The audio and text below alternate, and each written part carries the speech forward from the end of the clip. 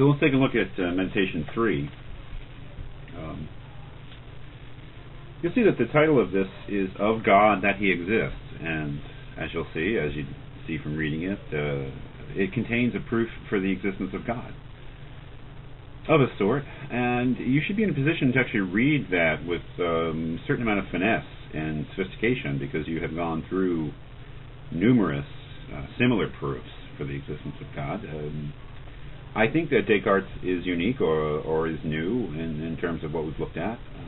But you may ask, what is a proof of the existence of God doing in this particular book? It doesn't seem that Descartes' interests are theological. They seem to be epistemological primarily, and also, as we'll see, metaphysical. That is, Descartes seems to be concerned with the questions of knowledge and being, especially the question of knowledge. In a book that is motivated by desire by a man to figure out whether he knows anything, truly knows anything, and if so, what, one could ask, what is the subject of God have to do with that?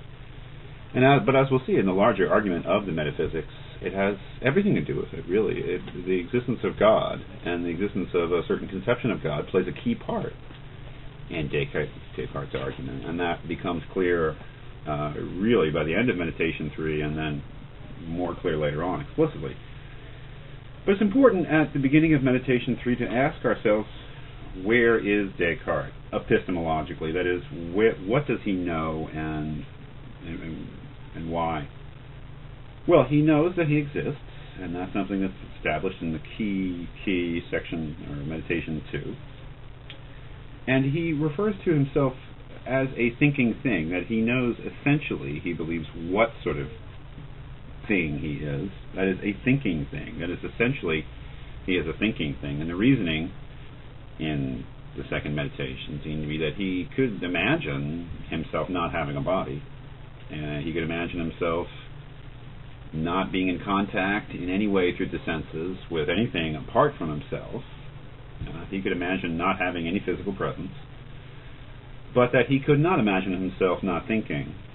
That is, it was the undoubtable fact of his existence.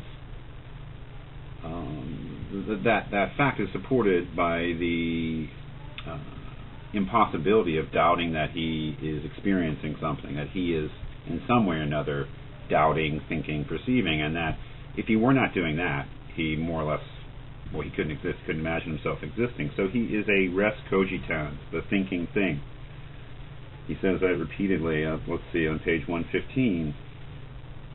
I will now close my eyes. I will stop my ears. I will turn away my senses from their objects.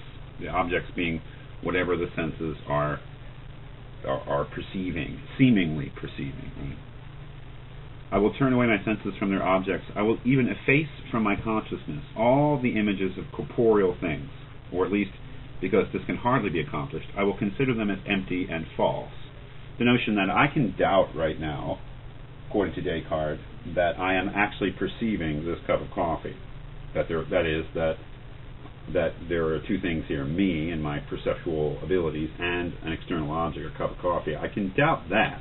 That's because I can doubt whether or not there is a cup of coffee that is external to me, that is somehow the source of my sensations.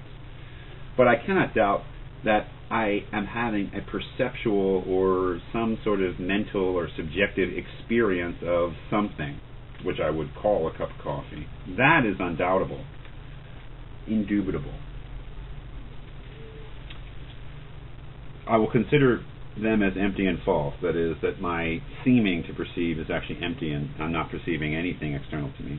And thus, holding converse only with myself and closely examining my nature, I will endeavor to obtain by degrees a more intimate and familiar knowledge of myself. I am a thinking, conscious thing.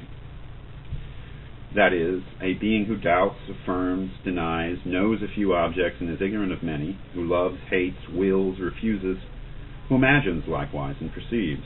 For as I before remarked, although the things which I perceive or imagine are perhaps nothing at all apart from me, and in themselves, I am nevertheless assured that those modes of consciousness which I call perceptions and imaginations, insofar only as they are modes of consciousness exist in me.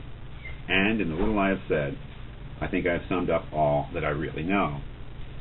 So you'll see that Descartes refers to himself as substance. What sort of substance? Thinking substance. And this will become more and more important later on when we start talking about other sorts of substance, meaning material substance. But he thinks himself as a being, a substance in some sort of Aristotelian sense of substance.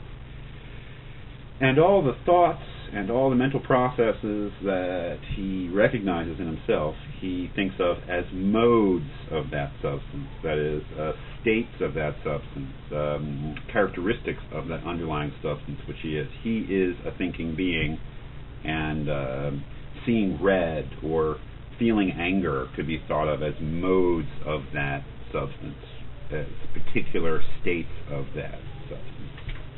Now, what he doesn't have, and what perhaps is the most difficult thing in the book, is any sure knowledge that there is anything apart from him, that he is experiencing anything but himself, his own subjective states of consciousness, that there is actually an external world, something that is not him that he perceives, and a world of objects that constitutes that world. So he wants to get that back. There's no doubt that by the end of the meditations, he wants to get that back, that kind of knowledge on some level, that he believes that he is actually in touch with an external world.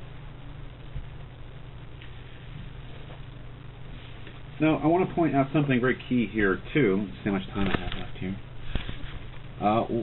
What else does he have? What does that get him, this knowledge that he exists, this indubitable knowledge, certainty that he exists?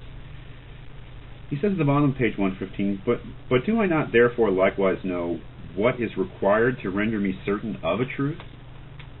In this first knowledge, doubtless, there is nothing that gives me assurance of its truth except the clear and distinct perception of what I affirm, which would not indeed be sufficient to give me the assurance that what I say is true, if it could ever happen that anything I thus clearly and distinctly perceived should prove false. And accordingly, it seems to me that I may now take as a general rule that all that is very clearly and distinctly apprehended, conceived, is true. This clear and distinct criterion is incredibly important, because when he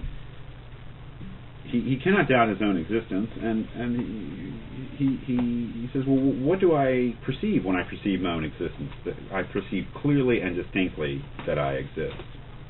And he's going to use that as a standard now for all knowledge. That is, whatever he truly conceives clearly and distinctly, he may take as being true.